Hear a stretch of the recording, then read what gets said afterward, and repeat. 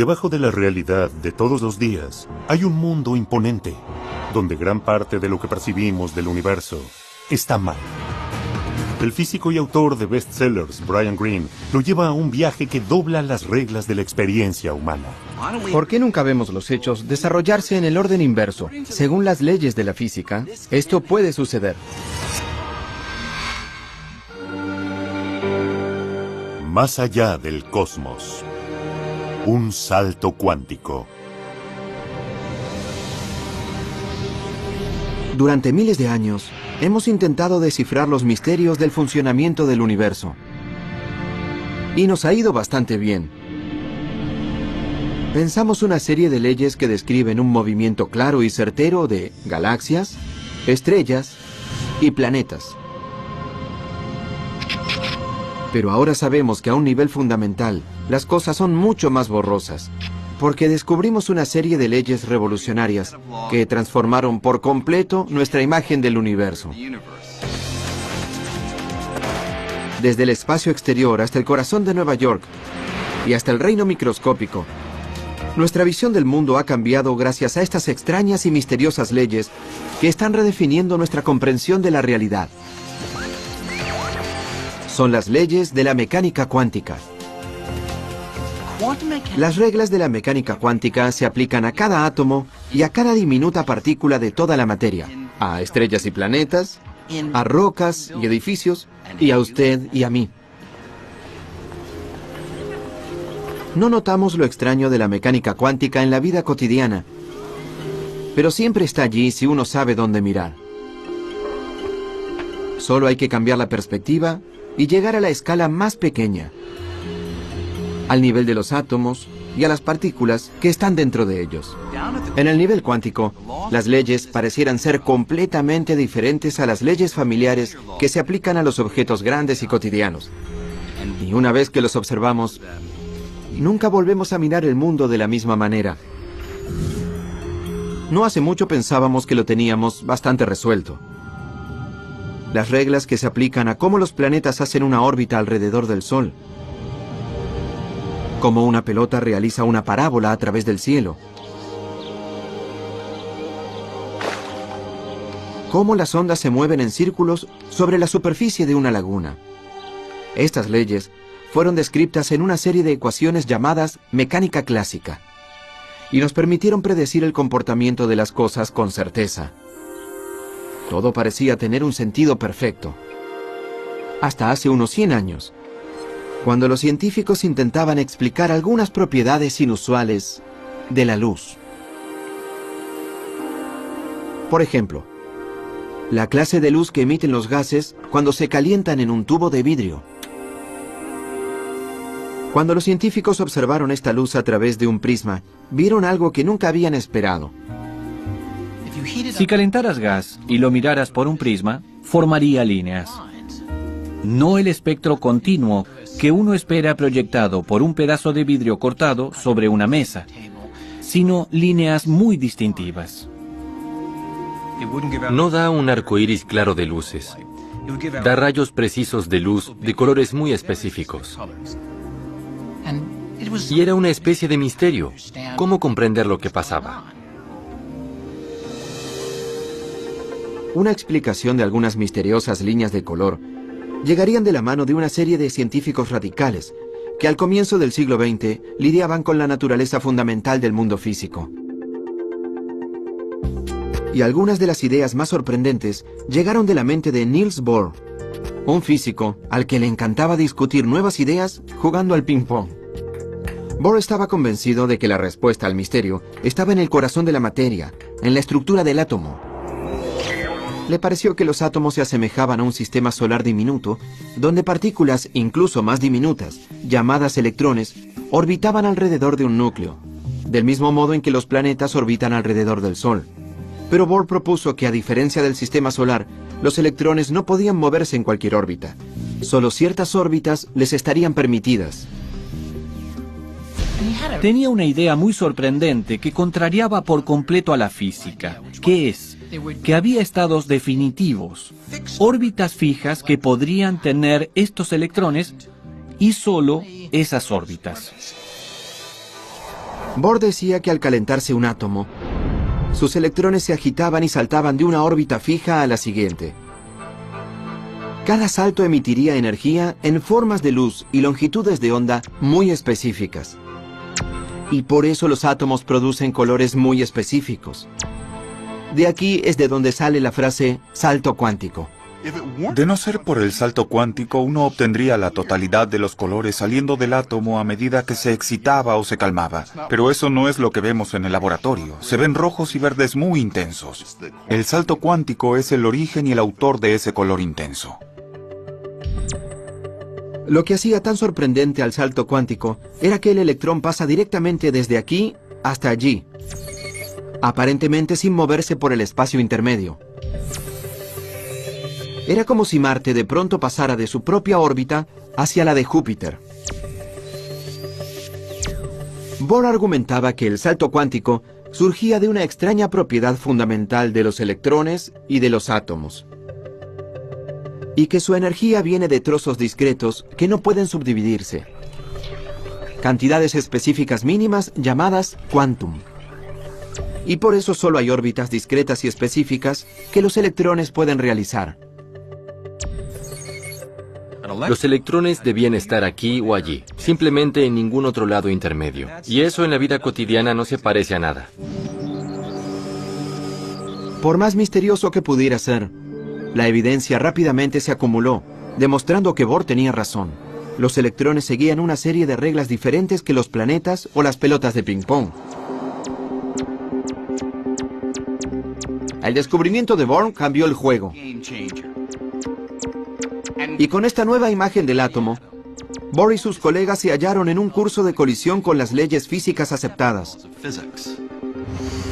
El salto cuántico era solo el comienzo. Pronto las radicales visiones de Bohr lo llevarían cara a cara con uno de los físicos más grandes de la historia. Albert Einstein no le temía a las nuevas ideas.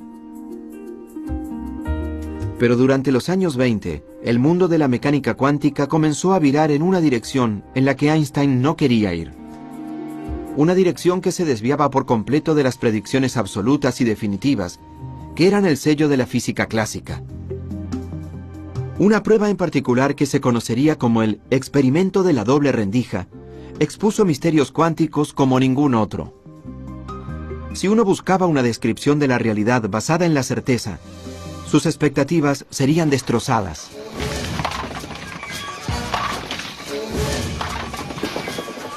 Podemos obtener una imagen bastante clara de este experimento y de cómo altera dramáticamente nuestra imagen de la realidad realizando un experimento similar. No a la escala de las partículas diminutas, sino a la escala de objetos más comunes, como encontraríamos aquí en un salón de bolos. Pero primero debo hacerle un par de ajustes a la pista.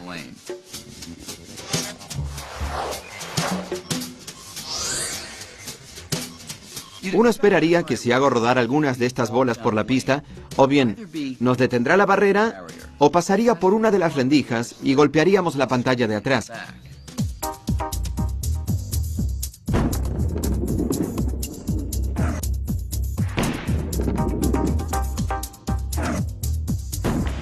Y de hecho eso es lo que sucede. Las bolas que la atraviesan siempre golpean la pantalla directamente detrás, ya sea de la rendija izquierda o de la derecha. El experimento de la doble rendija era bastante parecido a este, solo que en lugar de bolas de boliche se usan electrones que son miles de millones de veces más pequeños. Pueden imaginárselos así.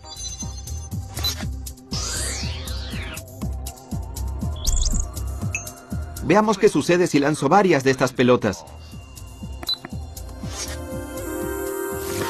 Cuando los electrones son lanzados a las dos rendijas, algo muy distinto sucede del otro lado. En lugar de golpear solo dos áreas, los electrones acaban por todas partes de la pantalla detectora, creando un patrón de rayas, incluyendo algunas justo entre las dos rendijas. El mismísimo lugar que uno creería que estaría bloqueado.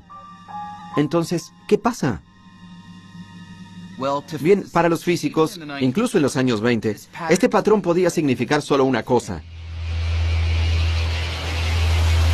Olas. Las olas hacen toda clase de cosas interesantes.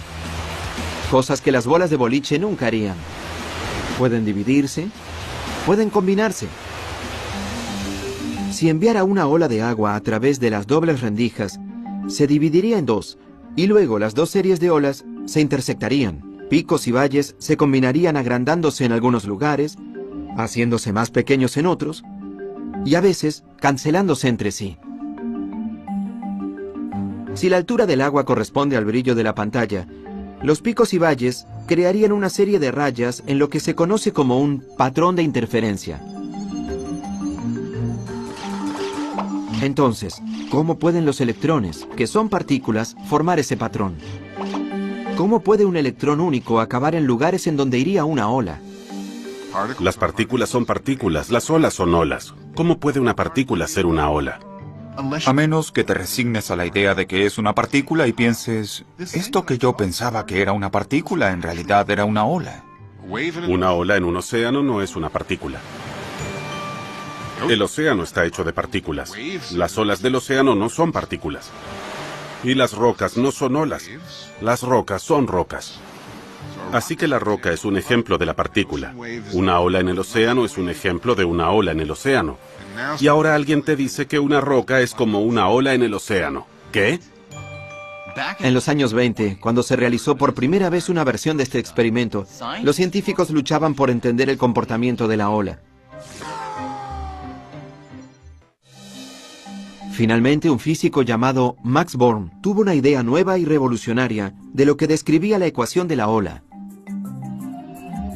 Born dijo que la ola no es un electrón en movimiento, ni ninguna otra cosa que se hubiera encontrado previamente en la ciencia.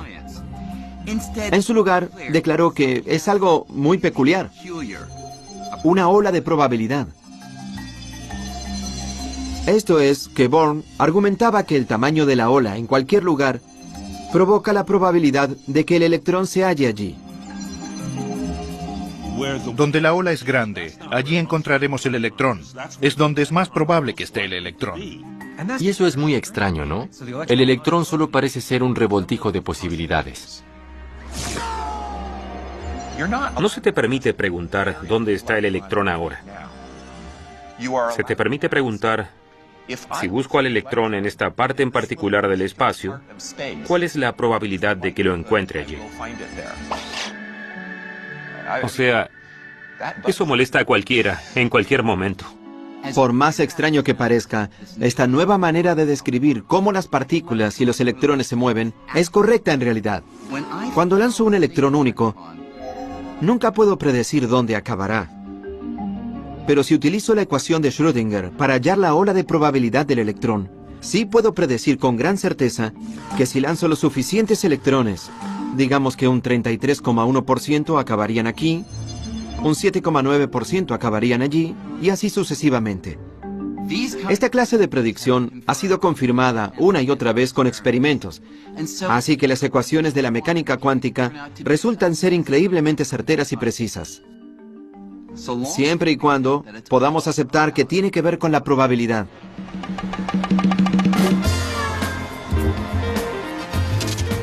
Si creen que la probabilidad quiere decir que están reducidos a adivinar, los casinos de Las Vegas están listos para probar que se equivocan.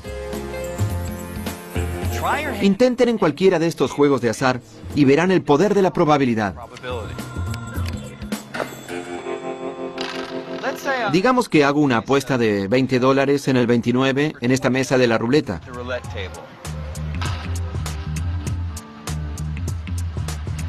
La casa no sabe si ganaré en esta ronda, la siguiente o la siguiente. 1. Pero sí conoce la probabilidad de que gane. Y en este juego es de 1 en 38. 21.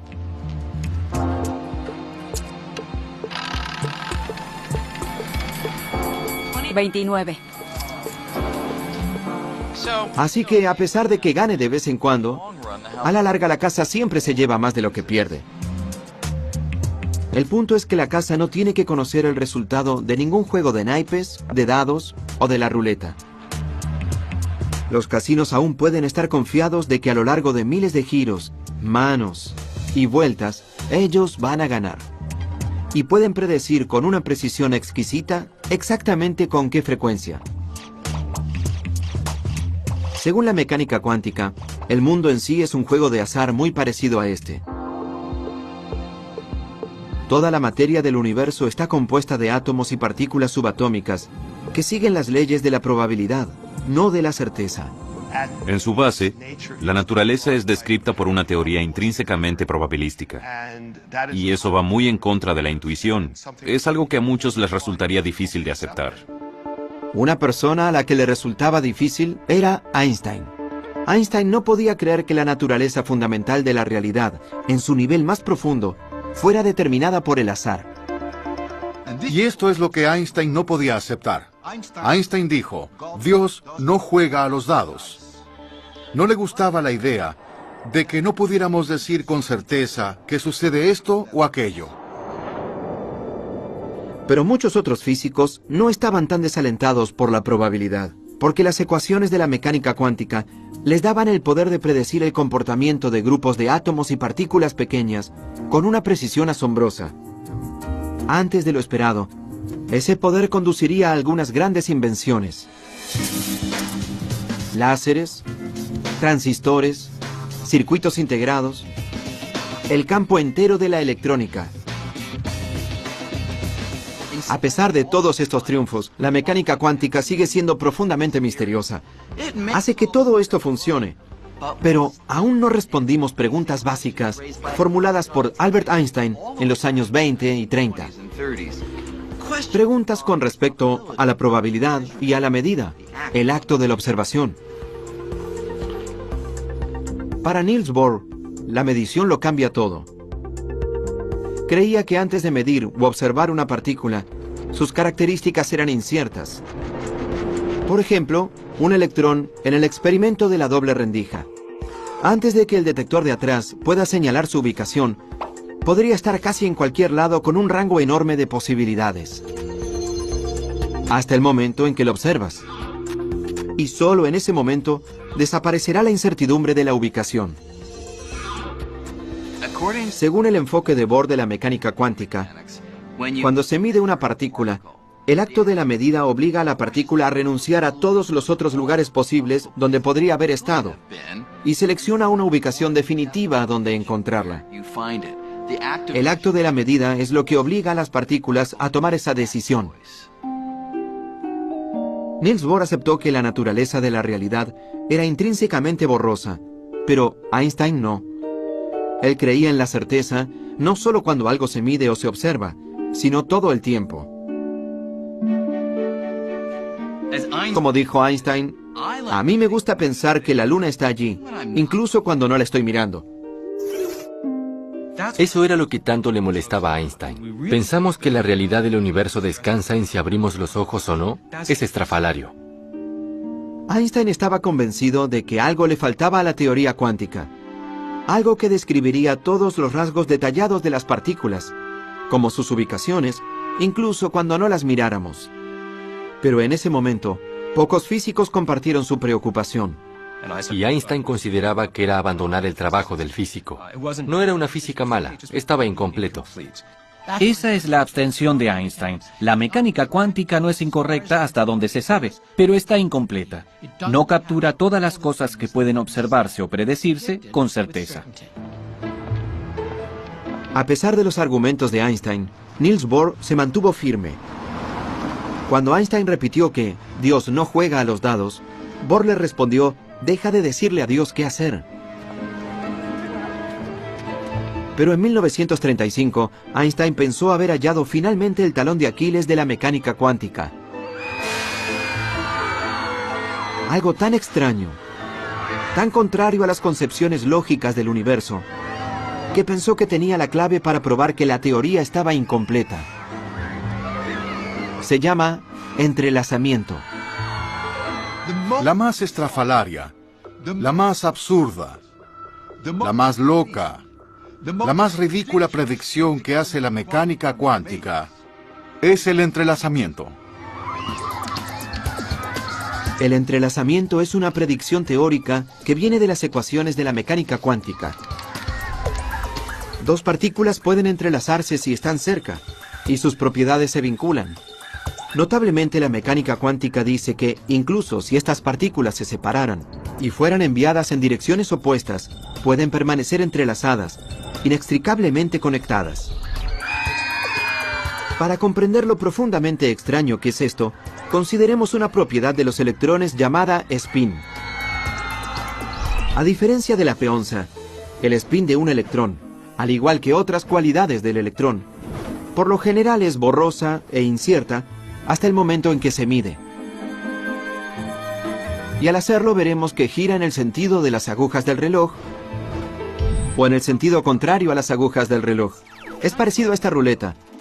Cuando deje de girar acabará azarosamente en el rojo o en el azul.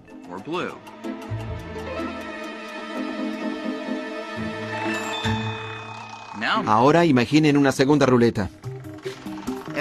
Si estas dos ruletas se comportan como dos electrones entrelazados, entonces, cada vez que uno acabe en el rojo, está garantizado que el otro acabará en el azul. Y viceversa. Ahora, como las ruletas no están entrelazadas, que suceda eso sería sospechoso. Pero la mecánica cuántica de Niels Bohr y sus colegas llegaron incluso más lejos, prediciendo que si una del par estaba lejos, incluso en la Luna, sin cables ni transmisores que las conecten, aun si miráramos una y la encontráramos en rojo, la otra seguramente estaría en azul.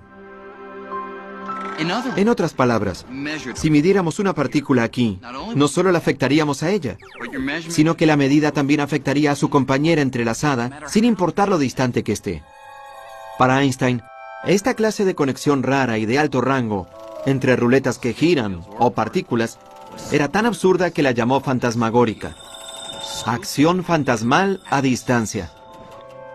Lo sorprendente es que cuando mides una partícula, afectas el estado de la otra partícula. Cambias su estado. No hay fuerzas o poleas ni cables de teléfono. No hay nada que las conecte. ¿Cómo puede ser que mi acción aquí se relacione con lo que sucede allí? Así que no hay modo en la que puedan comunicarse entre sí. Así que es completamente estrafalario. Y es algo de lo que Einstein se dio cuenta en 1935. Einstein no podía aceptar que el entrelazamiento funcionara de esta manera, convenciéndose de que solo la matemática era rara, no la realidad.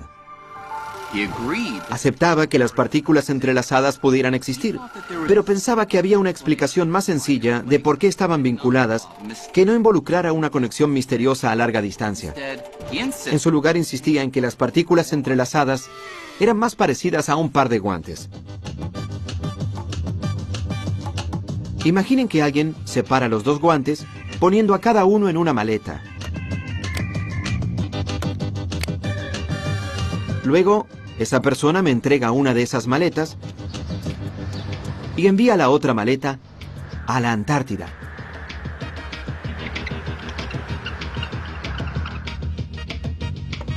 Gracias. Antes de mirar dentro de mi maleta, ya sé que tiene un guante derecho o izquierdo. Y al abrir mi maleta, si encuentro un guante izquierdo, entonces sé que en ese instante, la maleta en la Antártida debe contener un guante derecho, incluso a pesar de que nadie miró dentro de ella. No hay nada misterioso en esto. Obviamente, al mirar dentro de la maleta, no afecté a ninguno de los dos guantes. Esta maleta siempre tuvo un guante izquierdo. Y la de la Antártida siempre tuvo uno derecho. Eso se determinó en el momento en que los guantes se separaron y se empacaron. Einstein pensaba que exactamente la misma idea se aplicaba a las partículas entrelazadas.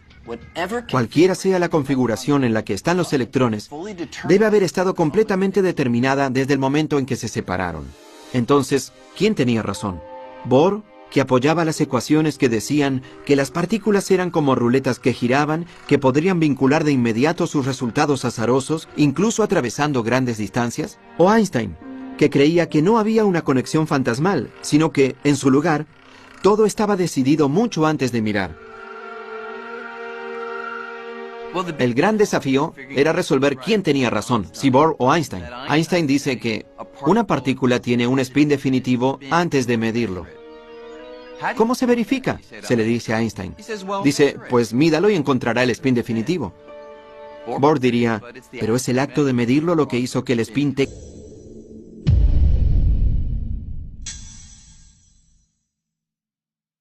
ese estado definitivo. Nadie sabía cómo resolver el problema. Toda la cuestión acabó considerándose filosofía, no ciencia. En 1955, Einstein murió, aún convencido de que la mecánica cuántica ofrecía, como mucho, una imagen incompleta de la realidad.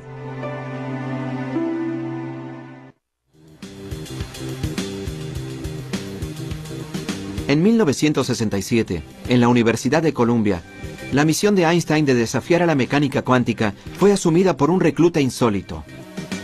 John Clauser estaba a punto de graduarse como doctor en astrofísica. Lo único que se le interponía era su calificación en mecánica cuántica.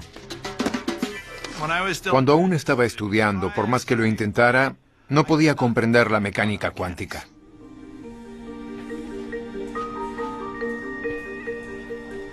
Clauser se preguntó si Einstein podría estar en lo cierto cuando hizo un descubrimiento que cambió su vida. Era una publicación poco conocida de un físico irlandés, también poco conocido, llamado John Bell. Increíblemente, Bell parecía haber hallado una manera de romper el bloqueo entre Einstein y Bohr y demostrar de una vez por todas quién tenía razón acerca del universo. Creía que la visión de la mecánica cuántica estaba probablemente equivocada. Al leer la publicación, Clauser vio que Bell había descubierto cómo saber si las partículas entrelazadas se comunicaban con una acción fantasmal, como las ruletas, o si no había nada fantasmal en absoluto, y las partículas ya estaban determinadas, al igual que el par de guantes. Con una astuta matemática, Bell demostraba que si la acción fantasmal no funcionaba, la mecánica cuántica no estaba para nada incompleta, como pensaba Einstein. Estaba mal. Llegué a esta conclusión. Dios mío, este es uno de los resultados más profundos que haya visto. Bell era teórico, pero su publicación demostraba que la cuestión podría ser comprobada construyendo una máquina que creara y comparara muchos pares de partículas entrelazadas. Bell convirtió la pregunta en una cuestión experimental. No se trataría solo de filosofía o de intercambiar papeles. Y el experimento que imaginó podía realizarse. Realmente se podía armar un experimento real para forzar la situación. Clauser se lanzó a construir una máquina que finalmente saldara el debate. Yo era solo un estudiante. Me resultaba asombroso. Siempre está la sutil posibilidad de que encuentres un resultado que sacuda al mundo.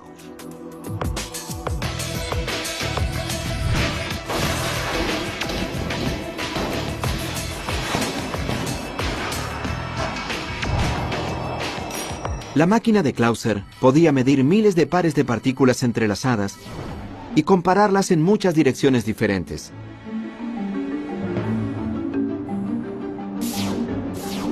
A medida que los resultados comenzaron a llegar, Clauser se sorprendió y no se alegró. No dejaba de preguntarme qué hice mal, qué errores cometía en esto. Clauser repitió su experimento y pronto el físico francés Alain Aspect desarrolló pruebas incluso más sofisticadas. Una de ellas iba al corazón del debate entre Einstein y Bohr. En la prueba de Aspect, el único modo en que medir una de las partículas pudiera influir directamente a la otra sería que una señal viajara entre ellas más rápido que la velocidad de la luz, algo que el mismísimo Einstein había demostrado como imposible. La única explicación que quedaba era la acción fantasmal, así que el experimento de Aspect borró virtualmente toda duda. El resultado de estos experimentos son sorprendentes y demuestran que la matemática de la mecánica cuántica está en lo cierto. El entrelazamiento es real. Las partículas cuánticas pueden vincularse a través del espacio. Medir una cosa, de hecho, puede afectar instantáneamente a su compañero distante, como si el espacio que los distanciara ni siquiera existiese. Lo único que Einstein consideraba imposible, la acción fantasmal a distancia, realmente sucede. Una vez más estaba muy triste por no haber descartado a la mecánica cuántica, porque aún hasta el día de hoy me cuesta mucho comprenderla. Eso es lo más estrafalario de la mecánica cuántica. Es imposible siquiera comprender. Ni siquiera me pregunten por qué. No me pregunten, aunque lo harán, cómo funciona, porque es una pregunta ilegal. Solo podemos decir que aparentemente esa es la manera en que funciona el mundo. Así que, si aceptamos que el mundo realmente funciona de esta extraña manera, ¿podríamos aprovechar la acción fantasmal a distancia del entrelazamiento para hacer algo útil? Pues, un sueño ha sido, de algún modo, transportar a la gente y las cosas de un lugar al otro sin atravesar el espacio que los separa. En otras palabras, la teletransportación. Teletranspórtame. Energizar. Energizando. En Viaje a las Estrellas, la teletransportación siempre lucía muy conveniente. Parece pura ciencia ficción, pero ¿podría posibilitarlo el entrelazamiento? Extraordinariamente, ya se están haciendo pruebas aquí, en las Islas Canarias, cerca de la costa africana. Hacemos los experimentos aquí en las Islas Canarias porque tienes 2 observatorios. Y después de todo, es un buen ambiente.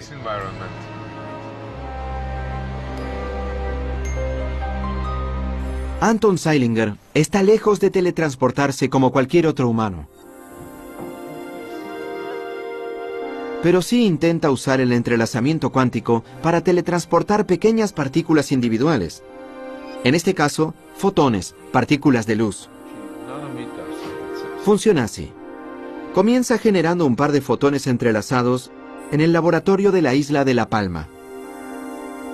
Un fotón entrelazado permanece en La Palma, mientras que el otro es enviado por un telescopio láser a la isla de Tenerife, a 144 kilómetros de distancia.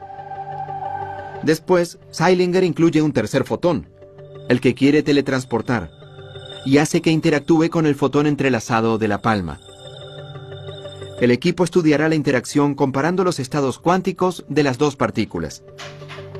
Y esta es la parte increíble. Por la acción fantasmal, el equipo podrá usar esa comparación para transformar al fotón entrelazado en la isla distante en una copia idéntica de ese tercer fotón. Sería como si el tercer fotón se teletransportara a través del mar sin atravesar el espacio entre las islas. Extraemos la información que lleva el original y hacemos un nuevo original allí. Utilizando esta técnica en otros lugares, Zeilinger ha teletransportado con éxito miles de partículas. Pero, ¿podría ir esto incluso más lejos? Ya que estamos hechos de partículas, ¿podría este proceso hacer posible la teletransportación humana?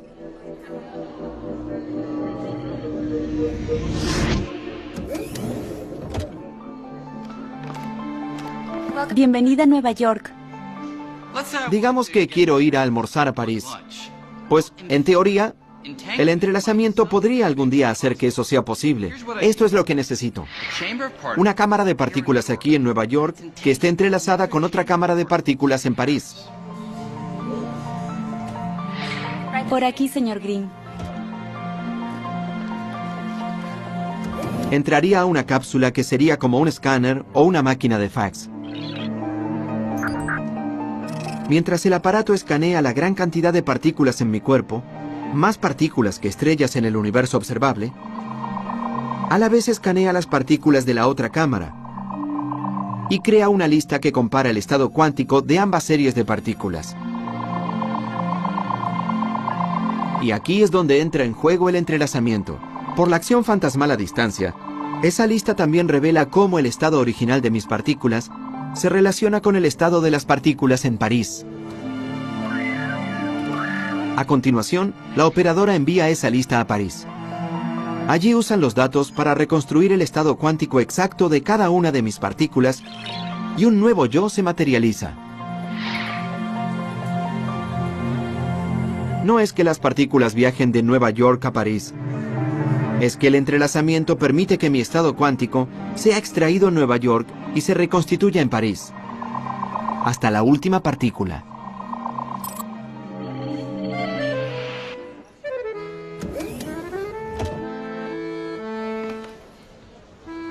Bonjour, Monsieur Green. Hola. Así que aquí estoy, en París, una réplica exacta de mí mismo. Y mejor que sea así, porque medir el estado cuántico de todas mis partículas en Nueva York ha destruido a mi yo original.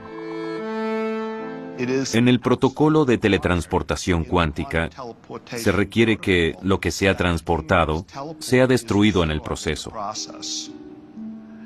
Y genera algo de angustia, porque supongo que acabaría siendo un conjunto de neutrones, protones y electrones.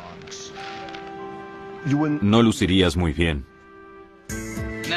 Hoy estamos lejos de la teletransportación humana, pero la posibilidad provoca la pregunta. ¿El Brian Greene que llega a París, soy realmente yo? Pues no debería haber ninguna diferencia entre el viejo yo de Nueva York y el nuevo yo aquí en París. Y la razón es que, según la mecánica cuántica, no son las partículas físicas lo que hacen que yo sea yo, sino la información que contienen estas partículas. Y esa información fue teletransportada exactamente. Todos los trillones y trillones de partículas que componen mi cuerpo. Es un tema filosófico muy profundo. Si lo que llega a la estación de recepción es el original o no. Mi postura es que con original nos referimos a algo que tenga todas las propiedades del original. Y si este es el caso, sí es el original. Yo no me metería en esa máquina. Ya sea que la teletransportación humana alguna vez se vuelva o no una realidad, la falta de certeza de la mecánica cuántica tiene toda clase de aplicaciones prácticas. Aquí en el MIT, Seth Lloyd es uno de los muchos investigadores que intentan aprovechar la mecánica cuántica de maneras poderosas y nuevas. La mecánica cuántica es rara, tan solo es así. Así que la vida nos está dando limones raros. ¿Podemos hacer limonada rara con esto? La limonada rara de Lloyd llega en forma de una computadora cuántica. Estas son las entrañas de una computadora cuántica. Este invento de oro y bronce puede no lucir nada parecido a una computadora familiar, pero en su corazón habla el mismo idioma. Código binario. Un lenguaje de computadora compuesto por ceros y unos llamados bits. El trozo más pequeño de información es un bit.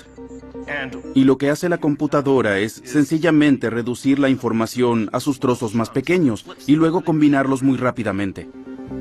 Esta computadora cuántica habla en bits, pero a diferencia de un bit convencional, que en cualquier momento puede ser un 0 o un 1, un bit cuántico es mucho más flexible. Algo aquí puede ser un bit. Aquí hay un 0, allí hay un 1. Es un bit de información. Así que si puedes tener algo que esté aquí y allí al mismo tiempo, tendrás un bit cuántico o qubit. Al igual que un electrón puede ser una mezcla borrosa de giros, en el sentido de las agujas del reloj y en el sentido contrario, un bit cuántico puede ser una mezcla borrosa de ceros y unos. Así que un qubit puede hacer varias cosas a la vez. Eso significaría que puedes hacer cómputos de un modo en que nuestros cerebros clásicos no podrían ni soñar. En teoría, los bits cuánticos podrían estar hechos de cualquier cosa que se comporte de un modo cuántico, como un electrón o un átomo. Como los bits cuánticos son tan buenos en hacer varias cosas a la vez, si podemos resolver cómo hacer que los qubits trabajen juntos para resolver el problema, nuestro poder para computar podría explotar exponencialmente. Para tener una idea de por qué la computación cuántica sería tan poderosa, imaginen estar atrapados en el medio de un laberinto de setos.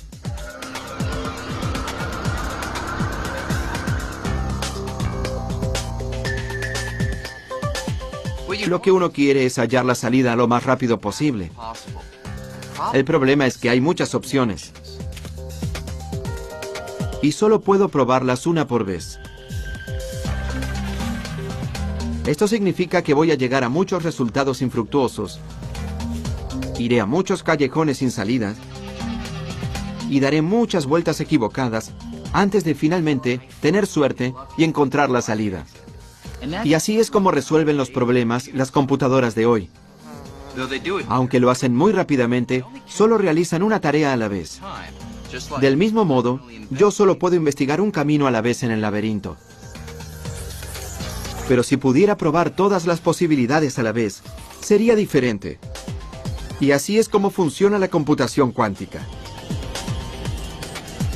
Ya que las partículas pueden, de algún modo, estar en varios lugares a la vez, la computadora podría investigar una enorme cantidad de caminos o soluciones a la vez y encontrar la correcta en un parpadeo.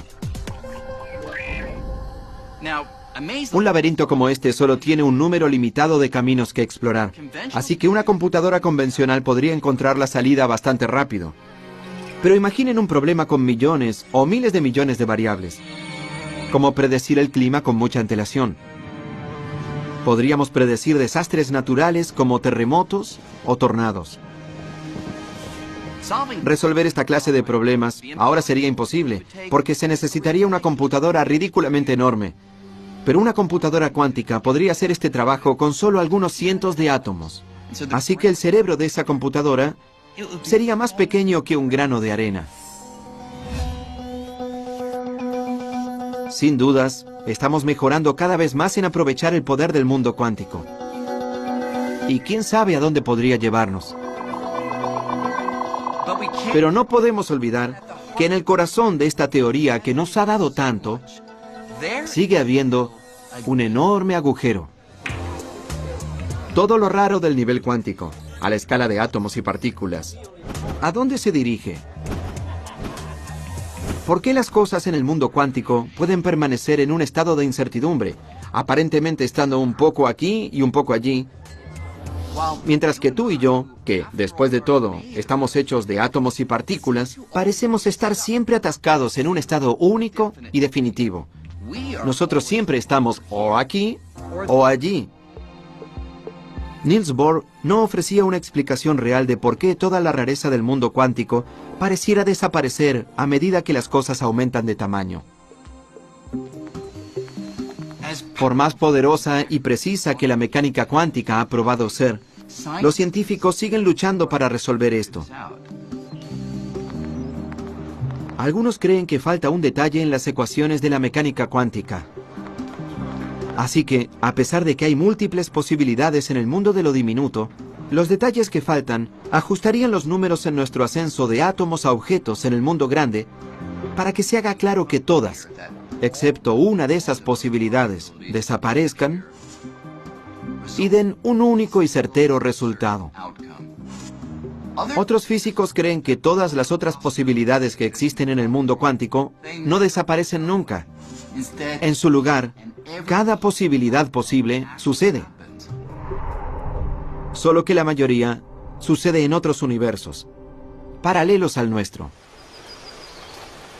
Es una idea alucinante, pero la realidad podría ir más allá del universo único que vemos todos, y estar constantemente ramificándose, creando nuevos mundos alternativos donde todas las posibilidades se desarrollan. Esta es la frontera de la mecánica cuántica, y nadie sabe a dónde nos llevará. El mismísimo hecho de que nuestra realidad sea más grandiosa, mucho más extraña y misteriosa de lo que pensábamos, es para mí también muy hermosa e imponente.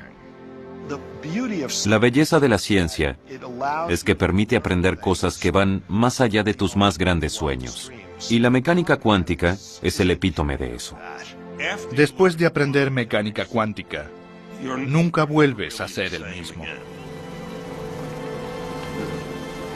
Por más extraña que pudiera ser la mecánica cuántica, lo que es claro ahora es que no hay barreras entre los mundos de lo pequeño y de lo grande. En su lugar, estas leyes se aplican en todos lados, y es solo que los rasgos raros son más aparentes cuando las cosas son pequeñas. Así que el descubrimiento de la mecánica cuántica ha revelado una realidad, nuestra realidad, que es tan asombrosa como emocionante, y nos acercó mucho más a entender por completo la tela del cosmos.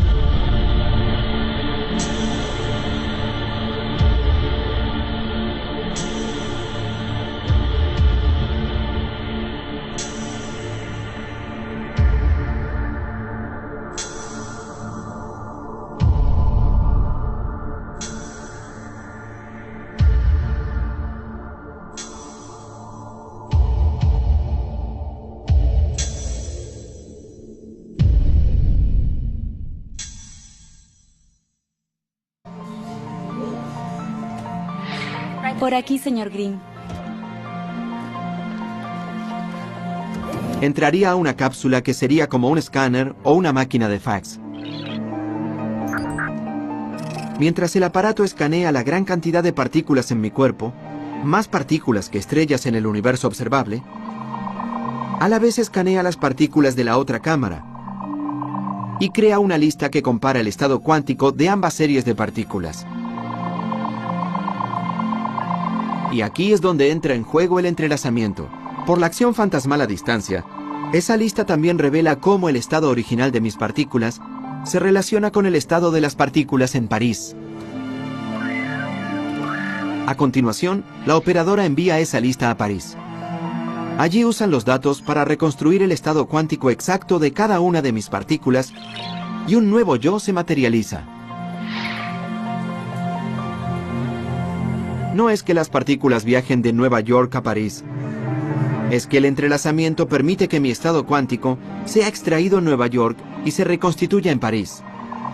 Hasta la última partícula.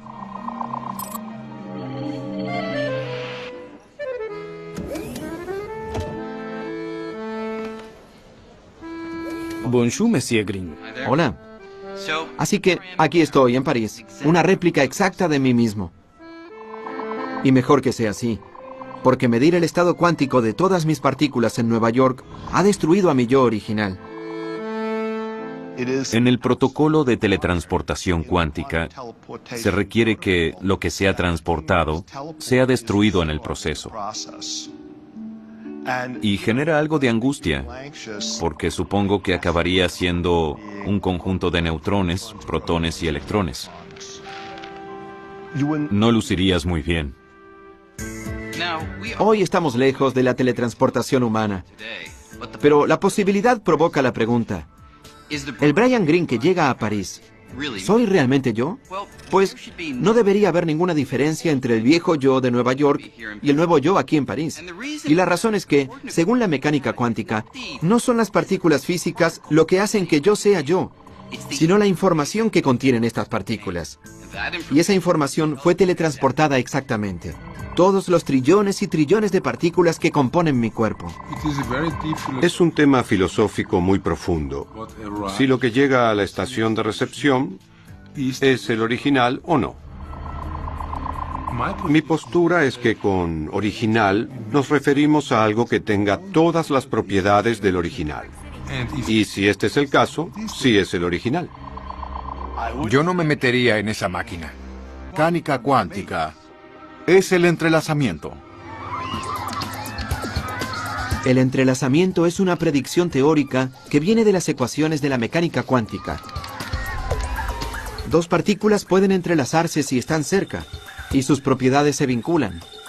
Notablemente, la mecánica cuántica dice que, incluso si estas partículas se separaran y fueran enviadas en direcciones opuestas, pueden permanecer entrelazadas, inextricablemente conectadas.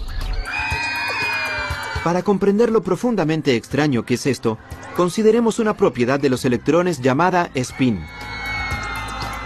A diferencia de la peonza, el spin de un electrón, al igual que otras cualidades del electrón, por lo general es borrosa e incierta hasta el momento en que se mide. Y al hacerlo veremos que gira en el sentido de las agujas del reloj o en el sentido contrario a las agujas del reloj. Es parecido a esta ruleta. Cuando deje de girar acabará azarosamente en el rojo o en el azul.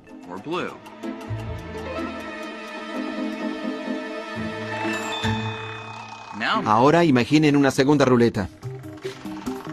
Si estas dos ruletas se comportan como dos electrones entrelazados, entonces, cada vez que uno acabe en el rojo, está garantizado que el otro acabará en el azul.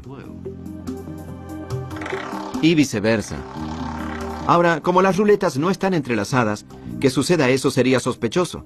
Pero la mecánica cuántica de Niels Bohr y sus colegas llegaron incluso más lejos, prediciendo que si una del par estaba lejos, incluso en la luna, sin cables ni transmisores que las conecten, aun si miráramos una y la encontráramos en rojo, la otra seguramente estaría en azul.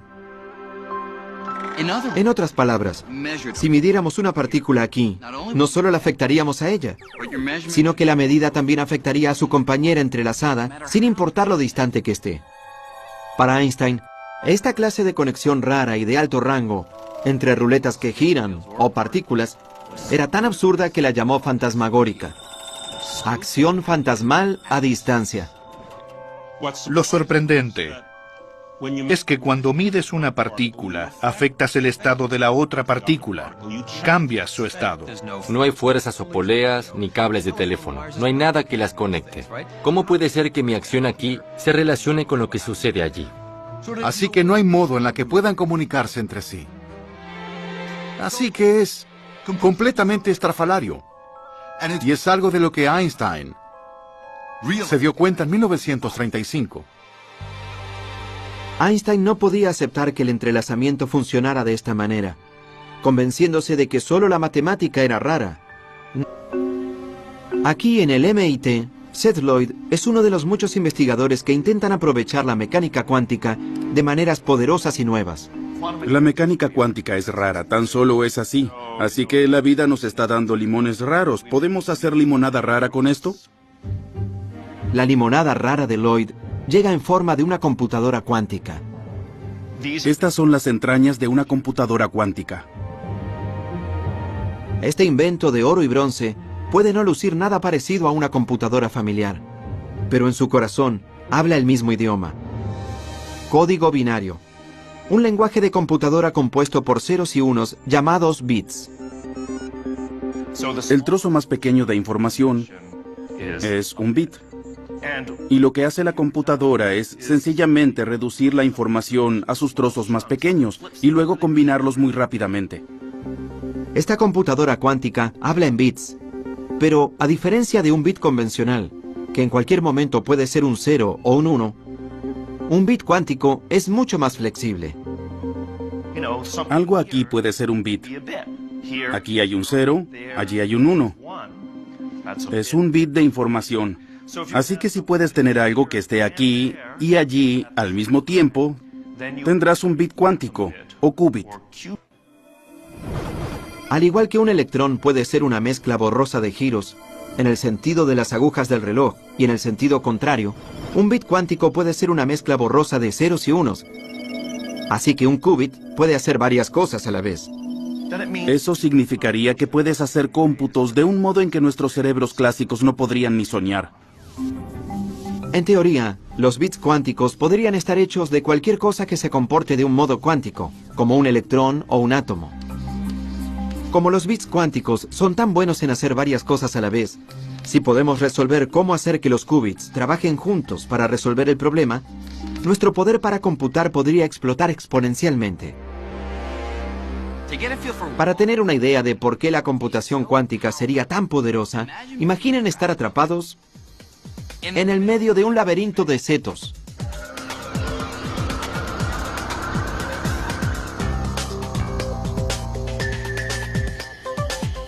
Lo que uno quiere es hallar la salida lo más rápido posible. El problema es que hay muchas opciones.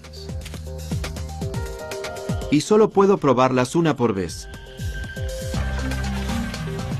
Esto significa que voy a llegar a muchos resultados infructuosos. Iré a muchos callejones sin salidas. Y daré muchas vueltas equivocadas antes de finalmente tener suerte y encontrar la salida. Y así es como resuelven los problemas las computadoras de hoy. Todas las propiedades del original. Y si este es el caso, sí es el original. Yo no me metería en esa máquina. Ya sea que la teletransportación humana alguna vez se vuelva o no una realidad, la falta de certeza de la mecánica cuántica tiene toda clase de aplicaciones prácticas. Aquí en el MIT, Seth Lloyd es uno de los muchos investigadores que intentan aprovechar la mecánica cuántica de maneras poderosas y nuevas. La mecánica cuántica es rara, tan solo es así. Así que la vida nos está dando limones raros. ¿Podemos hacer limonada rara con esto? La limonada rara de Lloyd llega en forma de una computadora cuántica. Estas son las entrañas de una computadora cuántica. Este invento de oro y bronce puede no lucir nada parecido a una computadora familiar, pero en su corazón habla el mismo idioma. Código binario. Un lenguaje de computadora compuesto por ceros y unos llamados bits. El trozo más pequeño de información es un bit. Y lo que hace la computadora es sencillamente reducir la información a sus trozos más pequeños y luego combinarlos muy rápidamente. Esta computadora cuántica habla en bits, pero a diferencia de un bit convencional, que en cualquier momento puede ser un 0 o un 1, un bit cuántico es mucho más flexible. Algo aquí puede ser un bit. Aquí hay un 0, allí hay un 1. Es un bit de información. Así que si puedes tener algo que esté aquí y allí al mismo tiempo, tendrás un bit cuántico o qubit. Al igual que un electrón puede ser una mezcla borrosa de giros, en el sentido de las agujas del reloj y en el sentido contrario, un bit cuántico puede ser una mezcla borrosa de ceros y unos. Así que un qubit puede hacer varias cosas a la vez. Eso significaría que puedes hacer cómputos de un modo en que nuestros cerebros clásicos no podrían ni soñar. En teoría, los bits cuánticos podrían estar hechos de cualquier cosa que se comporte de un modo cuántico, como un electrón o un átomo. Como los bits cuánticos son tan buenos en hacer varias cosas a la vez, si podemos resolver cómo hacer que los qubits trabajen juntos para resolver el problema, nuestro poder para computar podría explotar exponencialmente. Para tener una idea de por qué la computación cuántica sería tan poderosa, imaginen estar atrapados en el medio de un laberinto de setos.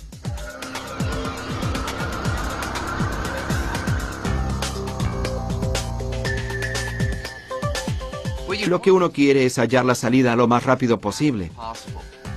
El problema es que hay muchas opciones.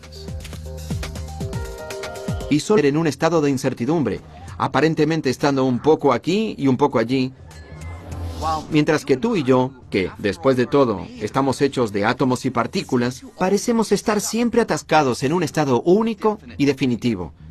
Nosotros siempre estamos o aquí o allí. Niels Bohr no ofrecía una explicación real de por qué toda la rareza del mundo cuántico pareciera desaparecer a medida que las cosas aumentan de tamaño. Por más poderosa y precisa que la mecánica cuántica ha probado ser, los científicos siguen luchando para resolver esto. Algunos creen que falta un detalle en las ecuaciones de la mecánica cuántica.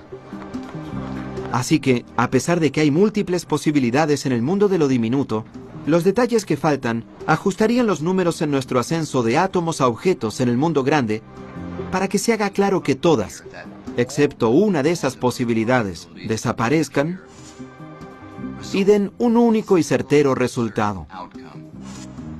Otros físicos creen que todas las otras posibilidades que existen en el mundo cuántico no desaparecen nunca. En su lugar, cada posibilidad posible sucede.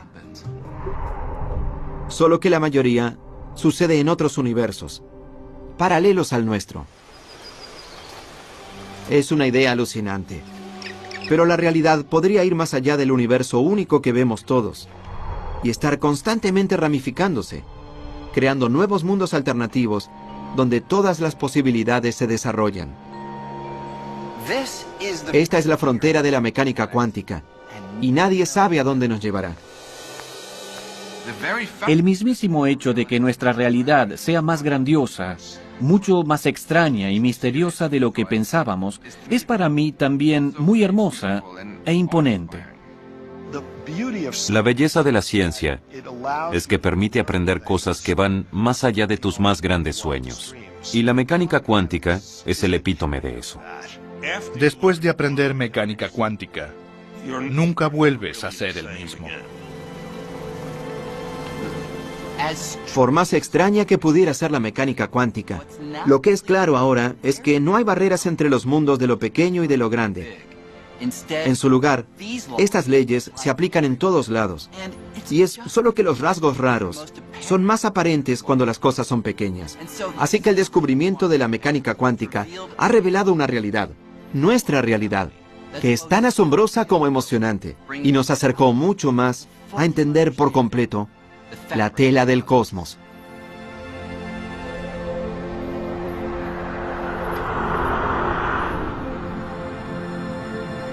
acabarían aquí, un 7,9% acabarían allí, y así sucesivamente.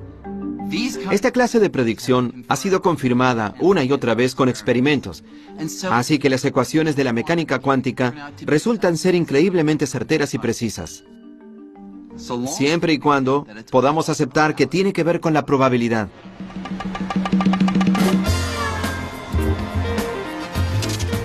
Si creen que la probabilidad quiere decir que están reducidos a adivinar, los casinos de Las Vegas están listos para probar que se equivocan. Intenten en cualquiera de estos juegos de azar y verán el poder de la probabilidad. Digamos que hago una apuesta de $20 en el 29 en esta mesa de la ruleta.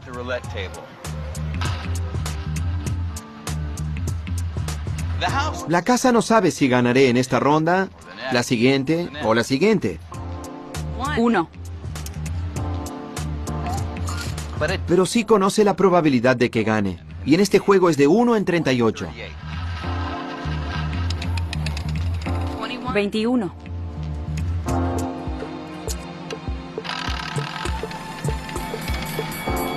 29. Así que a pesar de que gane de vez en cuando, a la larga la casa siempre se lleva más de lo que pierde. El punto es que la casa no tiene que conocer el resultado de ningún juego de naipes, de dados o de la ruleta. Los casinos aún pueden estar confiados de que a lo largo de miles de giros, manos y vueltas, ellos van a ganar. Y pueden predecir con una precisión exquisita exactamente con qué frecuencia. Según la mecánica cuántica, el mundo en sí es un juego de azar muy parecido a este. Toda la materia del universo está compuesta de átomos y partículas subatómicas que siguen las leyes de la probabilidad, no de la certeza. En su base, la naturaleza es descrita por una teoría intrínsecamente probabilística. Y eso va muy en contra de la intuición. Es algo que a muchos les resultaría difícil de aceptar. Una persona a la que le resultaba difícil era Einstein. Einstein no podía creer que la naturaleza fundamental de la realidad, en su nivel más profundo, fuera determinada por el azar. Y esto es lo que Einstein no podía aceptar. Einstein dijo, Dios no juega a los dados. No le gustaba la idea de que no pudiéramos decir con certeza que sucede esto o aquello. Pero muchos otros físicos no estaban tan desalentados por la probabilidad, porque las ecuaciones de la mecánica cuántica les daban el poder de predecir el comportamiento de grupos de átomos y partículas pequeñas con una precisión asombrosa. Profundos que haya visto. Bell era teórico, pero su publicación demostraba que la cuestión podría ser comprobada construyendo una máquina que creara y comparara muchos pares de partículas entrelazadas.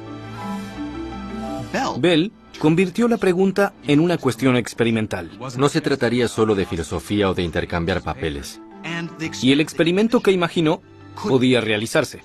Realmente se podía armar un experimento real para forzar la situación. Clauser se lanzó a construir una máquina que finalmente saldara el debate. Yo era solo un estudiante. Me resultaba asombroso. Siempre está la sutil posibilidad de que encuentres un resultado que sacuda al mundo.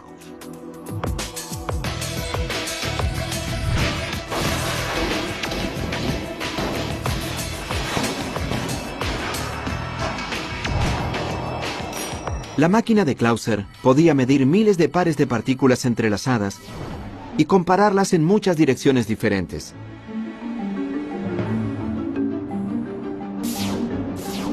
A medida que los resultados comenzaron a llegar, Clauser se sorprendió y no se alegró.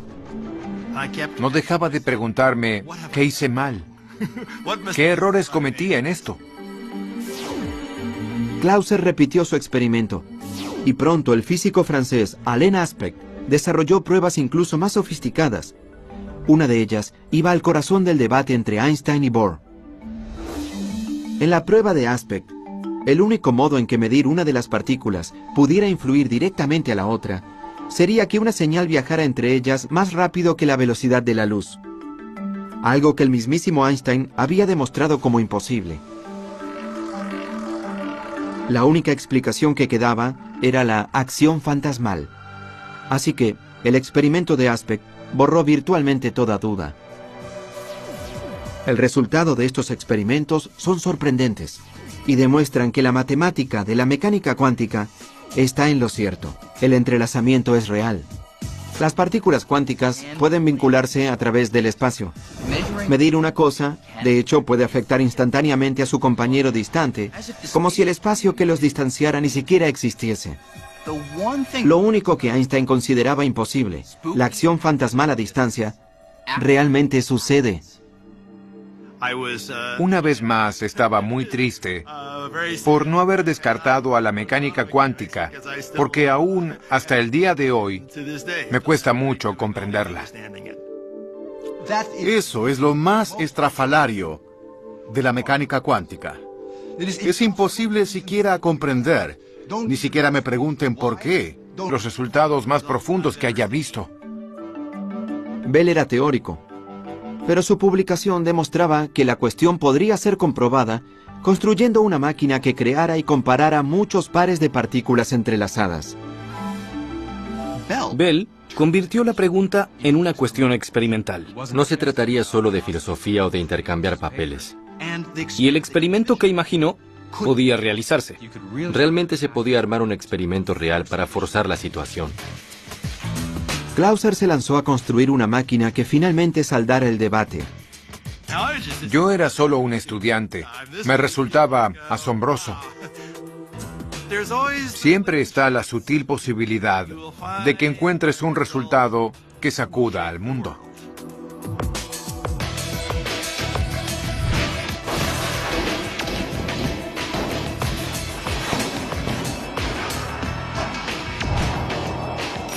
La máquina de Clauser podía medir miles de pares de partículas entrelazadas y compararlas en muchas direcciones diferentes.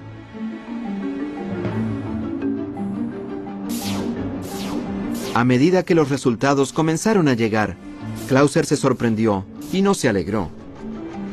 No dejaba de preguntarme qué hice mal, qué errores cometía en esto. Clauser repitió su experimento y pronto el físico francés Alain Aspect desarrolló pruebas incluso más sofisticadas. Una de ellas iba al corazón del debate entre Einstein y Bohr. En la prueba de Aspect, el único modo en que medir una de las partículas pudiera influir directamente a la otra sería que una señal viajara entre ellas más rápido que la velocidad de la luz, algo que el mismísimo Einstein había demostrado como imposible. La única explicación que quedaba era la acción fantasmal. Así que el experimento de Aspect borró virtualmente toda duda. El resultado de estos experimentos son sorprendentes y demuestran que la matemática de la mecánica cuántica está en lo cierto. El entrelazamiento es real. Las partículas cuánticas pueden vincularse a través del espacio. Medir una cosa, de hecho, puede afectar instantáneamente a su compañero distante, como si el espacio que los distanciara ni siquiera existiese. Lo único que Einstein consideraba imposible, la acción fantasmal a distancia, realmente sucede. Una vez más estaba muy triste por no haber descartado a la mecánica cuántica, porque aún hasta el día de hoy me cuesta mucho comprenderla. Eso es lo más estrafalario de la mecánica cuántica. Es imposible siquiera comprender. Ni siquiera me pregunten.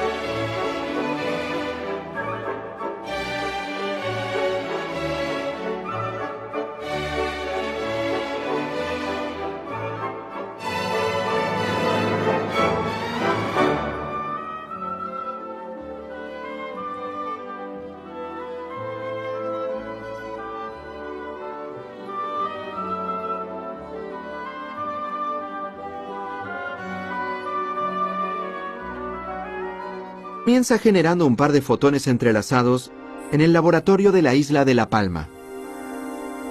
Un fotón entrelazado permanece en La Palma, mientras que el otro es enviado por un telescopio láser a la isla de Tenerife, a 144 kilómetros de distancia.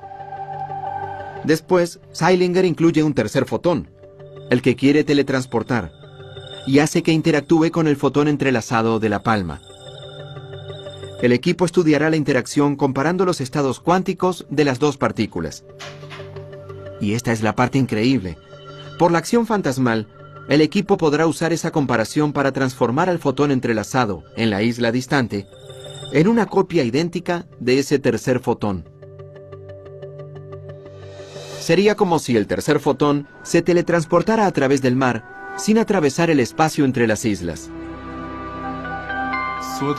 Extraemos la información que lleva el original y hacemos un nuevo original allí. Utilizando esta técnica en otros lugares, Zeilinger ha teletransportado con éxito miles de partículas.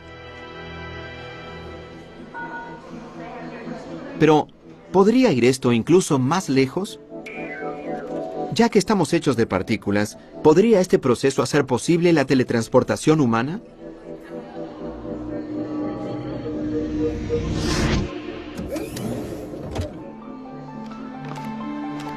Bienvenida a Nueva York. Digamos que quiero ir a almorzar a París. Pues, en teoría, el entrelazamiento podría algún día hacer que eso sea posible. Esto es lo que necesito. Una cámara de partículas aquí en Nueva York que esté entrelazada con otra cámara de partículas en París. Por aquí, señor Green. Entraría a una cápsula que sería como un escáner o una máquina de fax. Mientras el aparato escanea la gran cantidad de partículas en mi cuerpo, más partículas que estrellas en el universo observable, a la vez escanea las partículas de la otra cámara y crea una lista que compara el estado cuántico de ambas series de partículas. Y aquí es donde entra en juego el entrelazamiento. Por la acción fantasmal a distancia, esa lista también revela cómo el estado original de mis partículas se relaciona con el estado de las partículas en París. A continuación, la operadora envía esa lista a París. Allí usan los datos para reconstruir el estado cuántico exacto de cada una de mis partículas y un nuevo yo se materializa. No es que las partículas viajen de Nueva York a París. Es que el entrelazamiento permite que mi estado cuántico... Podemos obtener una imagen bastante clara de este experimento y de cómo altera dramáticamente nuestra imagen de la realidad, realizando un experimento similar. No a la escala de las partículas diminutas, sino a la escala de objetos más comunes, como encontraríamos aquí, en un salón de bolos. Pero primero, debo hacerle un par de ajustes a la pista.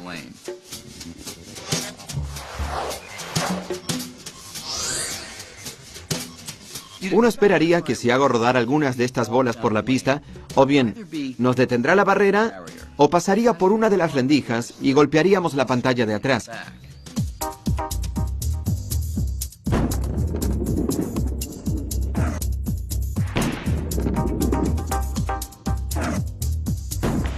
Y de hecho eso es lo que sucede. Las bolas que la atraviesan siempre golpean la pantalla directamente detrás, ya sea de la rendija izquierda o de la derecha. El experimento de la doble rendija era bastante parecido a este, solo que en lugar de bolas de boliche se usan electrones que son miles de millones de veces más pequeños. Pueden imaginárselos así.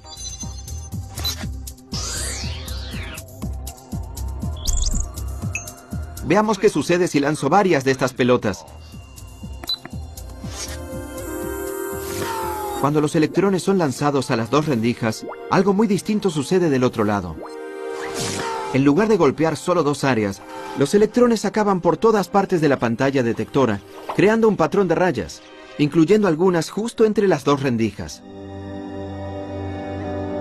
El mismísimo lugar que uno creería que estaría bloqueado. Entonces, ¿qué pasa? Bien, para los físicos, incluso en los años 20, este patrón podía significar solo una cosa: olas. Las olas hacen toda clase de cosas interesantes. Cosas que las bolas de boliche nunca harían. Pueden dividirse, pueden combinarse. Si enviara una ola de agua a través de las dobles rendijas, se dividiría en dos, y luego las dos series de olas se intersectarían. Picos y valles se combinarían agrandándose en algunos lugares, haciéndose más pequeños en otros, y a veces cancelándose entre sí. Si la altura del agua corresponde al brillo de la pantalla, los picos y valles crearían una serie de rayas en lo que se conoce como un patrón de interferencia. Entonces, ¿cómo pueden los electrones, que son partículas, formar ese patrón? ¿Cómo puede un electrón único acabar en lugares en donde iría una ola? Las partículas son partículas, las olas son olas. ¿Cómo puede una partícula ser una ola? A menos que te resignes a la idea de que es una partícula y piensas que sucede esto o aquello.